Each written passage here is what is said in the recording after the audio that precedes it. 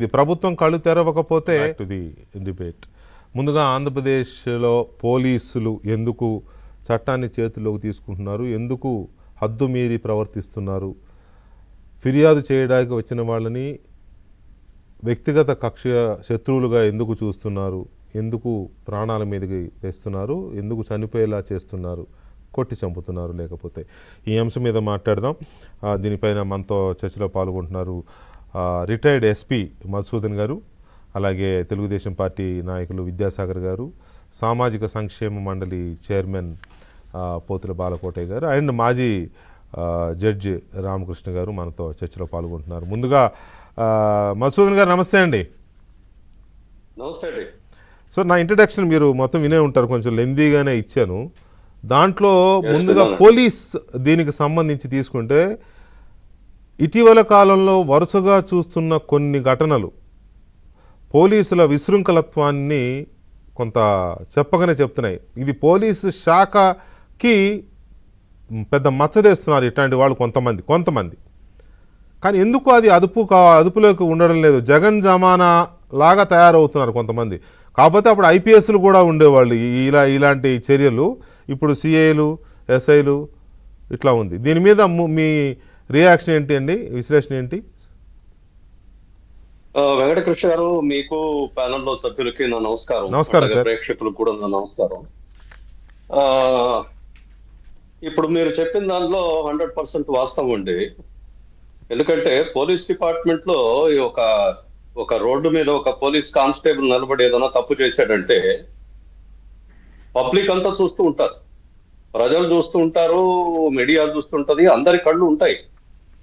So చాలా ఒళ్ళు దగ్గర పెట్టుకొని పని చేయాలి పోలీస్ అనేటటువంటి వాళ్ళు. మిగతా డిపార్ట్మెంట్ లో కూడా చేస్తారు ఇట్లాంటివి, కానీ బయటకు రావు. అవును. కానీ ఇక్కడ పబ్లిక్ గా అందరికీ పోలీస్ అనేటటువంటి వాడు ఏ తప్పు చేసినా సరే అది బయటకు వచ్చేస్తుంది. సో ఈ పోలీస్ డిపార్ట్మెంట్ లో ఇలాంటి విచ్చలవిడితనం అనేటటువంటిది జరుగుతూ ఉంది. దీనికి కారణం కూడా ఏంటంటే ఒక జిల్లా స్థాయిలో ఒక ఎస్పీ గారు ఉంటారు. ఆయన ఎస్పీకి ఒక స్పెషల్ బ్రాంచ్ ఉంటుంది. ఆయన జిల్లాలో ఏమేమి జరుగుతుంది అనేటటువంటిది ఆయన కంట్రోల్ ఉండాలి. ప్రతిరోజు ఒక సెట్ కాన్ఫరెన్సో లేకపోతే టెలికాన్ఫరెన్సో ఏదో పెట్టి దానిలోనే ఇవన్నీ కూడా డిస్కస్ చేసి వాళ్ళని అక్కడికక్కడ యాక్షన్ తీసుకోవాలి. అలా ఉన్నతాధికారులు కూడా ఒక నిఘా పెట్టి వాళ్ళని కంట్రోల్ చేసి చేయకపోతే ఇట్లా రెచ్చిపోయేటటువంటి వాళ్ళు చాలా బ్లాక్ షీప్ చాలా మంది ఉంటారు పోలీస్ డిపార్ట్మెంట్ లో. సో వాళ్ళని కంట్రోల్ చేయాల్సినటువంటి వ్యవస్థ సరిగ్గా పనిచేయడం లేదా ఒకటి. రెండవది, మీరు చెప్పినట్లు ఇప్పుడు నేను పనిచేసినప్పుడు చూశాను చాలా మంది ఐఏఎస్ అధికారులని, ఐపీఎస్ అధికారులని.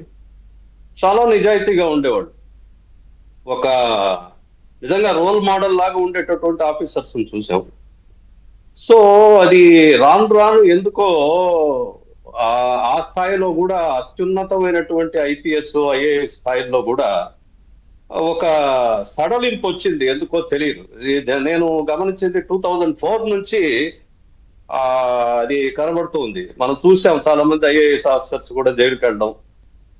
తర్వాత మొన్న గత ప్రభుత్వంలో కూడా ఐపీఎస్ ఆఫీసర్లు కూడా తప్పుడు పనులు చేయడం పబ్లిక్ గా, వాళ్ళు కూడా జైలుకు పోవడం చూసాం.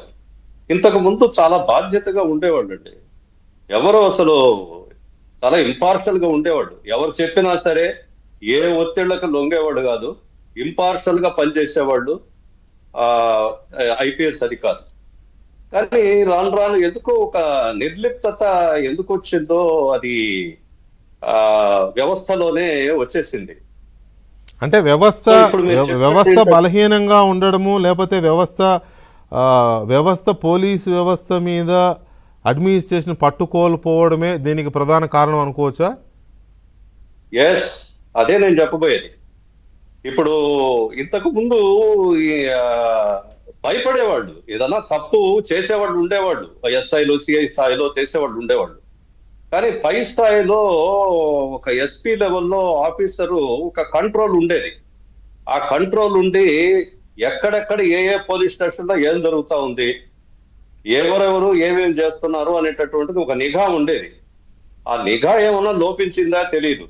కాబట్టి పోలీస్ డిపార్ట్మెంట్ కూడా వాళ్ళ యొక్క పనితనాన్ని రివ్యూ చేసుకోవాల్సినటువంటి అవసరం ఉంది.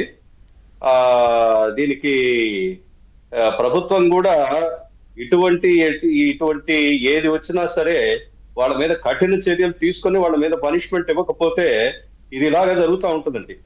రైట్, ఒక్క నిమిషం సార్. అది మధు గారు ఒక్క నిమిషం సార్. రామకృష్ణ గారు నమస్తే అండి.